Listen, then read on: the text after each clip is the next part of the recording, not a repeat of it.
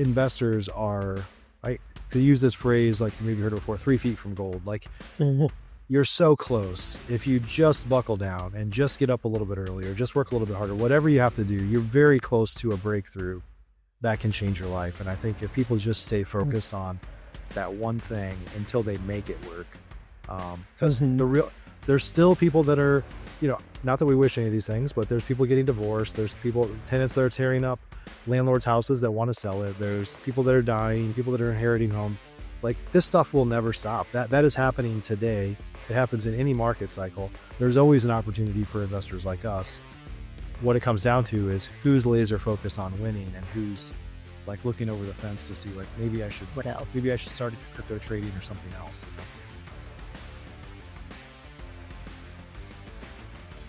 Welcome back to the Pete Podcast, where we discuss all the latest in REI tech, trends, and inspo. My name's MJ. I'm going to be your host, and I'm so excited to welcome Mike Hambright with us in the space. Welcome, Mike. Thank you for being here. Hey, MJ. Good to see you. You too. So Mike is what we would call a serial entrepreneur. Some would say he might even be addicted to entrepreneurship in all the right ways. Throughout his time as a business owner, an investor, a coach, founder of one of the best real estate investor masterminds out there, Investor Fuel, FlipNerd.com. I don't know, I could keep going. Co-creator of Investor Machine. He has, if you could think of it, he's done it. Host of 1 million podcasts at this point. So we're really excited, Mike, to kind of talk to you about, your journey. Where you are today is not where you started. So I guess, first and foremost, kind of take us through what your journey has looked like over the past few years. Thanks for the opportunity. Yeah. One of the challenges with serial entrepreneurs, as you put it, is you're always on the verge of becoming a serial killer instead of a serial entrepreneur, right? So what I would tell most people, if you're a veteran entrepreneur and you've got a lot of experience, the market has been tough lately. Everybody knows that. So what happens sometimes is people start to think the grass is greener somewhere else. So we'll talk a little bit about that. Like, you want to be very intentional about what you're trying to achieve. You got into business ultimately for your family and to create a better life for your family and those around you, right? And so you have to not lose sight of that. And sometimes it's easy to jump into other things. I'll talk about a bunch of things that I've jumped into because I've got shiny object syndrome, and a lot of us as entrepreneurs do. But you really need to build a base. That's some of the early lessons for me, and I'll kind of talk about that in a second, is you really want to have a solid foundation and a base of income before you jump into other things. So I think if you have that foundation, then you can layer things on and you can try things and maybe it works or it doesn't work, but you still always have that foundation. Otherwise, you're just starting over all the time. And that is a very tough life to live, of starting over every 2 or 3 years because something got tough, because everything gets tough ultimately. Yeah. You'll be forever kind of kangarooing into the next thing if you're not careful. But and I imagine one thing you just said, without that staple base or foundation of income, right? Like of somewhat financial security, that just really adds on when you're trying these different avenues. I imagine it adds on kind of an insurmountable amount of stress. It's already stressful, right? That's why a lot of people can't become their own bosses, because you're holding the weight and the pressure of you're wearing so many different hats. So I really like that insight of, have your own foundation to start with. And then that word they use, layering, is, I think it's really nicely put. Yeah. Yeah. I don't like I don't mean to compare this to gambling, because it's really not gambling if you do this right. But there's this kind of theory of when you get up, when you're gambling, of take your money back and now you're playing with the house's money, right? And I think if you kind of think of your business of that way, let me build up this foundation that covers all my costs and allows me to be my own boss. It allows me to play the game at a bigger level because I've got my household taken care of, my family taken care of, and now I can use my excess profits, if you will, to try other things and test other things. And maybe it fails, but it's not going to impact my family because my bills are kind of covered, if you will. Yeah. A little bit academic, but I think that you have to have a foundation set up. Otherwise, you're just starting over from scratch every time. And that's a rough life for you and your family to worried about how to pay the bills, every other month. So Well, it's certainly harder to try more things and be okay failing at some of them, right? If you don't have something to kind of fall back on. So where did you get started? What was take us back a little bit in time. let's go way back. Yeah. So I started in real estate investing in 2008. And Okay. What a year. Hey, yeah, you yeah, picked a year. terrible time. In theory, terrible time to get started, but actually was the best time to get started in hindsight, right? And so, but if I go back a little bit further than that, I was the first person in my family to go to college. Came up in a very blue collar working class family, very amazing work ethic, and have all those traits. Um, and then I got out of college, worked in corporate finance type roles for a few years, jumped around to a couple different jobs, and thought that wasn't really happy with where I was at. So I thought, hey, I need more formal education. That really is the trick here. So went back to grad school, got an MBA from a top program, and thinking I was going to get out and be a high level consultant with McKinsey or Bain or one of these companies. And that was 2000. Well, graduated in 2003 from grad school, so I'm really starting to date myself here. But It's okay. I'm not that great with math on the fly, so. when I went into grad school, it was a 2-year MBA program. So I met my wife in this program, which is one of the probably best parts that came out of it. I didn't really have anything bad to say, but I went into this program, and a lot of people, you could come out with a 6-figure job like everybody was. But 2 months after, 2 months after our program started, or maybe 1 month after, 9/11 happened. And so really the job market was kind of decimated for several years, or certainly hurting. And so it went from when I went into the program, everybody was getting out and could write, getting multiple jobs long before getting out of grad school, 6-figure jobs on Wall Street or consulting or things like that, to half of my class at graduation didn't have a job. And so it just really kind of sets your expectations for the world of like, wow, things can get bad. So anyway, I ended up finding a job that was a great job. Really, I'd call it my dream job. And I worked there for 3 years. This was a $5 billion company, like a Fortune 100 company or something at the time. Okay. And then, but I worked for, my boss ultimately got fired 3 years after I was there. And I was just part of the package. It's like, oh, you guys, through association, I lost my job, So sometimes people come in and clean house, and they're just going to get rid of a team. That's effectively what happened to me. And it was like, man, I worked my tail off and I got fired and I had no control.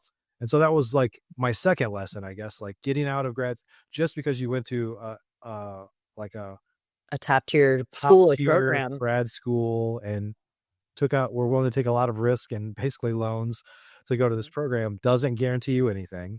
Just because you work really hard for a company doesn't guarantee you anything. Then I went to work for another company that was more of a startup, but it was flying high, like could do no wrong, went public. We were flying high. I was making more money than I've ever made before. I was only there for about 18 months. And then the writing was on the wall. They were about to file for bankruptcy already. And so it was just like the third slap of like, okay, I have no control over this. Like, what can I do to control my destiny? And at that point, my wife, Lindsay, who had recently left her job as a consultant, and she was making more money than I was, quite frankly, because she gave birth to our son, who just graduated high school. So that's how long that's been. So our son was 2 months old, and we had no income, and we're living. We had moved to Washington, D.C. for this job, and we still had our house in Texas, and we're like, we're in DC, we're new parents, we don't know what the heck we're doing, we have no income, and there was just a lot of pressure to like figure it out. Like, as I kind of say, shit got real really fast. We went from like comfortable to like super uncomfortable. And I found that there's a lot of people, for those listening to this, maybe there's something that will resonate with you here, is having interviewed a couple thousand people on podcasts too, and myself, people tend to perform best when they're backed into a corner. But I would encourage people to like, don't force yourself to hit rock bottom before you bounce back up. Like, find some fire in your belly that'll kind of give you that same result without actually having to hit rock bottom, if you will. Well, and one way of also paraphrasing that maybe, or looking at it from a slightly different angle, would be, that the positive spin of it is that when it feels like you're at rock bottom or nothing's working out, it it forces that perspective shift, right? Yeah. And that's when you grind out, that's when diamonds are created. That's when, because it really forces you to think about well, what is the next pivot going to be? Because it has to be worth it. I never want to be here again. Yeah. One of the things that Um, forces is focus, yeah. right? You're like, hey, there's a million things I can do, but what's the one thing that I have to do? Yeah. And I think it's the same. If I go back to my comment from a few minutes ago about shiny object syndrome, it's like if you stay focused, like there are people that are struggling in their business right now, real estate or other any industry, and there are people that are absolutely crushing it right now. And people ask me all the time, like, what? Because I advise like hundreds of top real estate investors. They're like, who's doing really well and why are they doing well? And I just said they're laser focused on their business. And Yeah. a lot of them have gotten back in to get that focus. If they were an absent manager, a lot of people have pulled themselves in to like get laser focused, but Yeah. they're not their finger in like 10 different things right now. They're staying laser focused on the thing. Yeah. And they're trying to really kill it in that one thing and crush it. Yeah. Yeah. Versus being spread super thin. So after the last job, when they filed for bankruptcy, I could have stayed there. The company actually was around for a couple more years before they Okay. quietly went away. But the heydays were over clearly, and I was there for the heydays. I was there. Like if I wasn't going to make good money anymore, like I didn't want to live in Washington D.C. We had no family there. There was no reason for us to be there. Raising a newborn, and that's a lot. Mm-hmm. We ended up moving back to Dallas, which is where we live now, and where we lived prior to that. And I was just like, I could go back and get another job, but I just felt like, I didn't have control. And even though entrepreneurship is extremely hard, I knew that I could kind of bet on me, or I chose to bet on me, or we chose to bet on us. And so that's when we started real estate investing. So early in 2008, we moved back. It was actually Valentine's Day of 2008. I remember that. Okay. And we started like talking to realtors, and like we didn't understand the wholesale market. We didn't understand the industry that I've been a part of for a long time now that you're part of. Yeah. We didn't understand that industry at all. We just, like a lot of brand new people thinking about real estate, we thought you get a realtor and they show you some houses on the MLS, and we didn't know anything other than that. So we tried to do that, and we looked at a bunch of houses, and that was just a nightmare because we like, hey, we see some houses that we think would make good rentals. It's like, well, we didn't really have a lot of money. Like if you don't have a lot of money, you don't really have any business buying rentals. Like you need active income to support the rental side of the business. But we didn't know. But we would say, hey, we found a house. Can you send us comps, or can you send us some information, or can we go look at it? I'd be like, yeah, how about, 4 days from now on Saturday, we go look at 3 of them. And we're like, no, like we want to go now, Yeah. Oh, and then my wife ended up went on the path of getting her license just so we could get the agents out of the way. Cause most of the agents that we tried to deal with sucked. And so we're like, you're just trying to take some control back in the whole process, right? Get your agency back. Mm-hmm. Yeah. And then so when things really started to hit, it was late 2008. Okay. And not to talk a whole lot about it, but we ended up joining Homevestors, which I know John and Amy are a part of as well. But that was the beginning, and have been gone from there for a long, long time now. But that was the beginning of things really starting to hit. So from that point forward, we got really focused and really started to understand the importance of paid advertising and paid lead gen on a business, and setting up the business like a business, because we both came out of corporate America. So there's a lot of lessons there that we brought with us of like building out a team and having to, as much as possible, having kind of departments, even though my name might have been on, every department as the head in the company, but that's just how it started. And so after we started hitting our stride there, really in our second year, I think our first year, we ended up doing about 2 deals or 4 deals after a lot of effort. Yeah. And then our second year, we ended up buying 65 houses in Dallas. And so that was like 2009. So that was when everybody else was running away. It was definitely a different time. A lot of the money went away for deals. There weren't the established national hard money lenders like there are now. So a lot of banks and non-traditional kind of private money lenders just were on the sidelines. Mm-hmm. There wasn't as much competition, and we were just really, really hungry.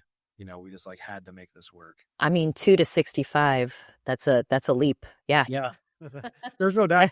And truthfully, we were fixing flipping at least 2/3 of those. Like we were kind of heavy rehab for a long, long time. And I still prefer to rehab over wholesale. But that was one of the questions I was going to ask you, is what's your preferred investment strategy? Yeah, it's the fix and flip. Honestly, we make more money doing it. I found out early on, just how to raise money, how to get access to capital. And so Mhm. capital has never really been an issue for us, where a lot of people wholesale just because they don't have capital. Like we just found private money, or we found a couple of like local banks that nobody else really even, used, and Yeah. would find a way to get a foot in the door there and try to get at least a little bit of a line. Or and Mhm. so, but we really never used our own money unless it was, sometimes we would buy houses back then for $10,000 or something, like something crazy, and we were going to keep it as a rental. We would maybe just pay for it out of profits in the business. Yeah. It took a while for there to be profits in the business, Of course. Yeah. but yeah, a big part of it is, I found a contractor early on, and today he's one of my best friends. You might know Kevin, who's in Investor Fuel as well. Oh, But yeah. he's flipped hundreds of houses for me and probably over 1,000 houses for other people now. But I was so busy for a long time that he just worked on my houses. We might be rehabbing 5 to 10 houses at any given time. Mhm. And not that we didn't have challenges over the years, but he's definitely like one of my best friends in the world now, and I can trust him implicitly, and I guess over the years he found that he could trust me as well. Great. Hey. In a relationship that's typically a contentious relationship, like, and not that ours wasn't at times, but we just found this trusting relationship Mhm. that we needed each other. He needed me as a continuous stream of business, and then I needed him because I wanted to just buy houses and pass it off to somebody that could run with the ball. Yeah. Yeah. Yeah. So we went on that That way sounds for like years and years of buying, doing 60, 70 deals a year for many, many years. And okay. then stuff starts getting bolted on: rental, property business, Mhm. machine business, ultimately the mastermind, lead gen, Yeah. investing in multifamily, all sorts of other things that have kind of popped up. Some have popped up and gone away, and some stuck. Yeah. No, that's great. I mean, that's quite that's quite the journey, and you know, it, I appreciate that you focused kind of on what it's taken you, right, since '08 to kind of get to this point where now you're bolting on these different businesses and, revenue streams essentially, Yeah. right? So, like I guess what are some lessons that you've kind of learned along the way that you wish you had known when you were getting started in the first 5 years, let's say? And you shared a few of them with us already, but if Yeah. there's anything else Realize that it's kind of like stands out. everybody, back to focus. I mean, that's a big one. It's Mhm. just staying focused on the thing. Like, even when I was doing coaching, when we had when we were building the rental business, like almost throughout almost everything up until just a few years ago, I was still fixing flipping houses, and real estate was always the foundation. Now, about 6 or so years ago, we just made a hard pivot into large multifamily syndications, which are having some challenges now, by the way. But for many years, we just pushed all of our effort into that because we were really had gotten to the point to where we had enough income from other businesses or other streams that we didn't need as much active income, and we were okay investing passively in longer term investments, and multifamily was that for us. Okay. But I would say, one of the other big lessons is most investors are, I to use this phrase, like you maybe heard it before, 3 feet from gold. Like, Mhm. you're so close. If you just buckle down and just get up a little bit earlier, just work a little bit harder, whatever you have to do, you're very close to a breakthrough that can change your life. And I think if people just stay Mm. focused on that one thing until they make it work, because Mhm. there's still people that are, not that we wish any of these things, but there's people getting divorced. There's tenants that are tearing up landlords' houses that want to sell it. There's people that are dying, people that are inheriting homes. Like, this stuff will never stop. That is happening today. It happens in any market cycle. There's always an opportunity for investors like us. What it comes down to is who's laser focused on winning and who's like looking over the fence to see, like, What else? maybe I should start Mhm. crypto trading or something else. Well, and on that note though, Mike, how do you know when a certain strategy, not just an investment strategy, a certain, business idea, how do you know when it's time to actually press the reset button, right? Because like you said, you've also tried many things and maybe some of them haven't worked out, but when does it become apparent to you that no matter how much focus I have, this isn't the right energy expenditure for me? Like Yeah, when I does that mean, come to you? I would say, like I've always said this in when I was flipping a lot of houses, like I never tried to be the top comp. Like, we always tried to recreate what somebody else in that neighborhood had already done before. So said another way, like if the comps are saying that, hey, it's a $250,000 house, I'm not saying, hey, I'm going to add a pool and try to push 325. Like there's no proof of that happening before. So just follow what somebody else has done. And that is the foundation of Investor Fuel as the mastermind. Surround yourself with people that are doing what you want to do. And all of a sudden you have a superpower, because it's not just you learning through your experiences. You're surrounded with people that are saying like, hey, we started to move into creative tech acquisition techniques because that's what's working really well right now. And this isn't working anymore. And like everybody in the whole room was like, yeah, that's getting really tough. So we're moving into this. So basically just to have this board of advisors around you of people that are doing what you're doing, that allow you to not just use your gut to say like, hey, this is getting hard, maybe I should do something else, because we have a tendency to throw out something and move on to something and start over. But to have people around you saying, no, this still works, but here's how we've navigated these current waters, whatever that might be. Yeah, I appreciate that. I mean, like put another way, when I hear you, that answer makes me think, when you say don't just trust your gut, also trust some sage counsel of those around you in the same space. That's kind of like, hey, read the data, right? Like look at the data that's actually being presented. Yeah. And we're data nerds at Pete, so we love looking at the data all day long. And I think that is really good advice in terms of, especially when you like looking at the shiny objects, and it's easier to think things are greener on the other side, right? It is good to retain that mental focus also, and really think through what it is you're trying to do and accomplish. Like you said at the very beginning of today, for you and your family, and what those goals are, right? So, yeah, I think that's great. I mean, does anything kind of does anything come to mind about, something you may have done differently along the way, or just Something that I should have done differently, like if I had to do over again. yeah, I guess, The biggest thing is, leaving corporate America, I would say that a couple of the companies that I work for, and this is probably not that different from most of corporate America, is there's a level of kind of toxicity there, of like this dog eat dog world of like everybody is jockeying for their next position, right? Or like, Yeah. get a promotion, I want to make more money. And that's the game there, is like, how do I get ahead? And you get ahead by, I'm not necessarily to stab people in the back, but it's always this like, I'm always jockeying for the next thing, especially if there's people in corporate America that are just happy where they're at. They don't want to move, but the people that are trying to like, Yeah. quote, climb the corporate ladder are always jockeying for whatever's next. Right.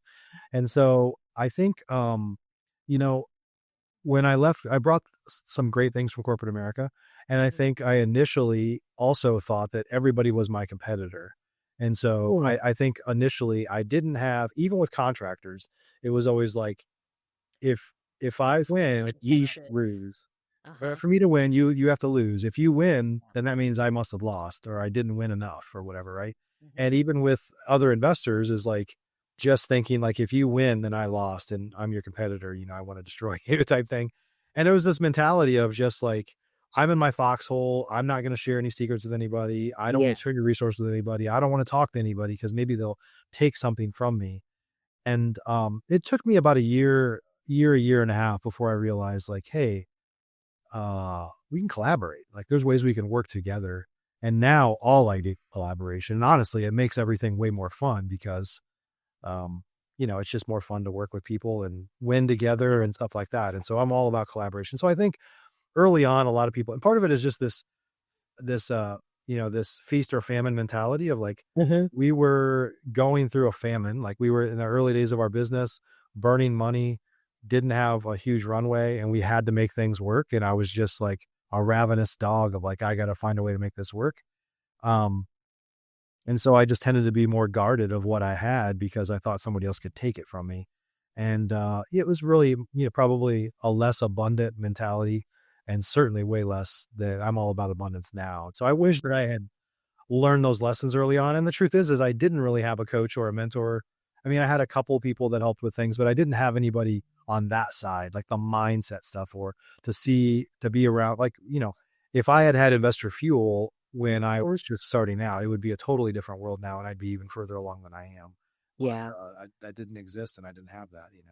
Well, and I think what you've created with Fuel, is it lives and breathes collaboration. So Yeah. it's really neat for me to hear, kind of your background in corporate America and being in that ecosystem because not to say that there's not great folks doing great work in corporate America, but that Sure. general environment, you've kind of inverted it, right? And created something really beautiful for folks who are, whether they're just starting out, with investing or they've been doing it for some time. And it's this nice synergy of being able to kind of give back and realize that everyone can grow together.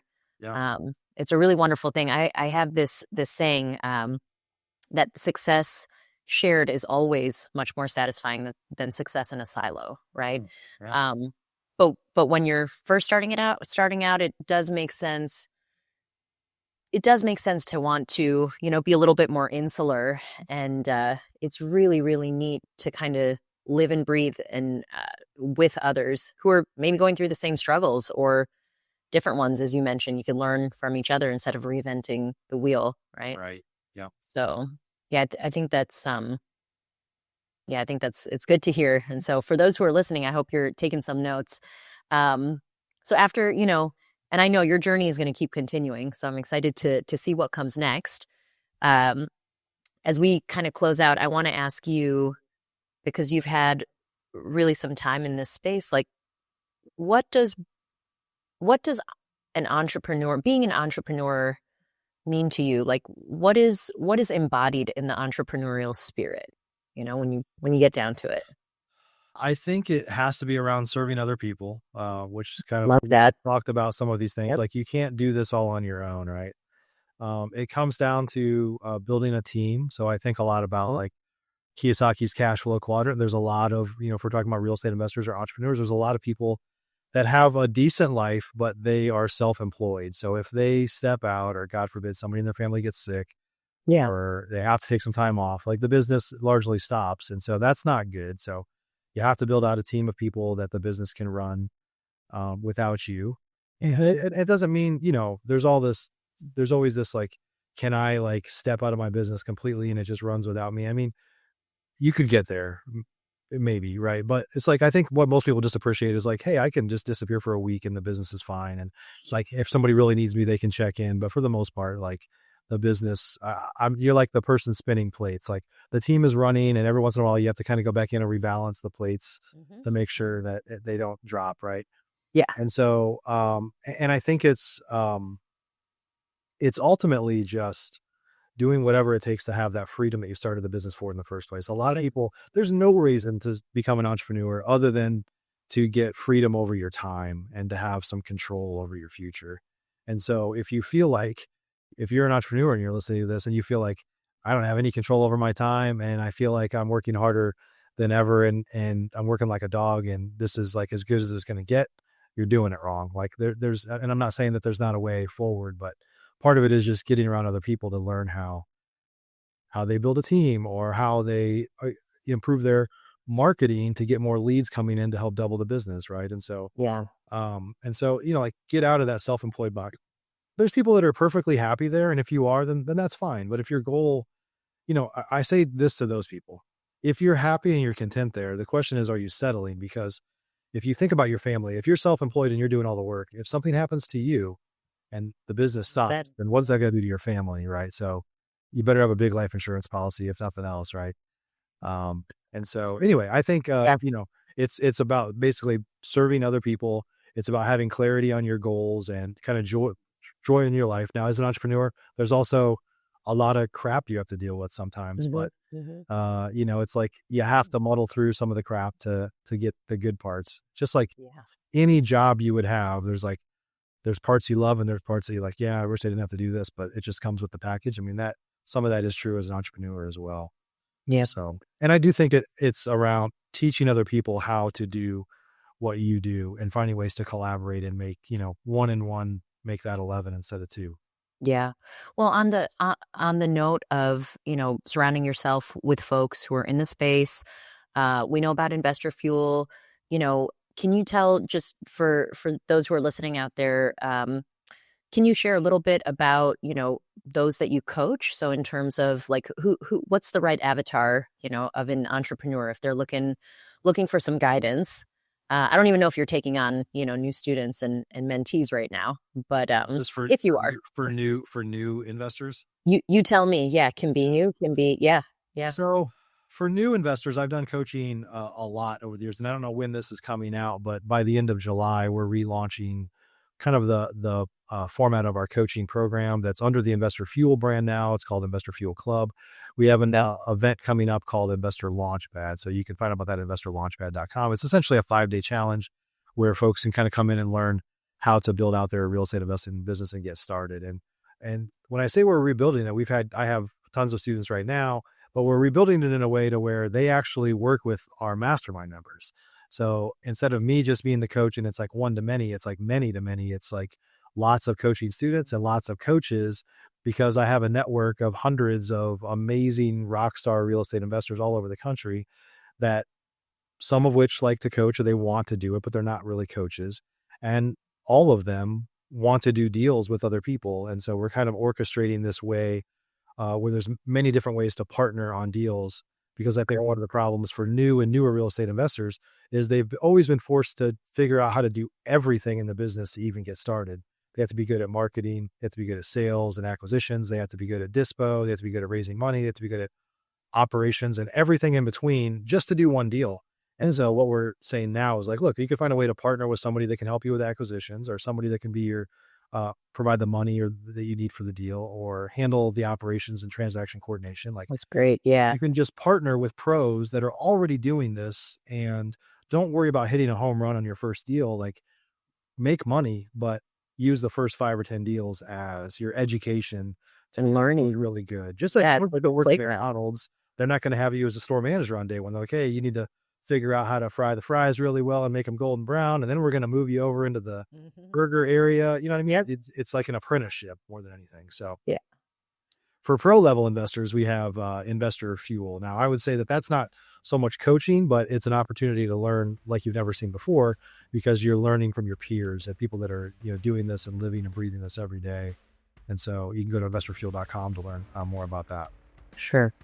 Well, that sounds good. Yeah. Thanks, Mike. This has been awesome. It's always a pleasure, and it's really just wonderful to get a little field trip into the mind of Mike Hambright. Dark sometimes. No. Yeah. Well, we appreciate the time, and wishing you all the best with everything, because I know there's more to come. So For sure. thanks, Mike. Thanks, MJ. Take care. All right. Take care.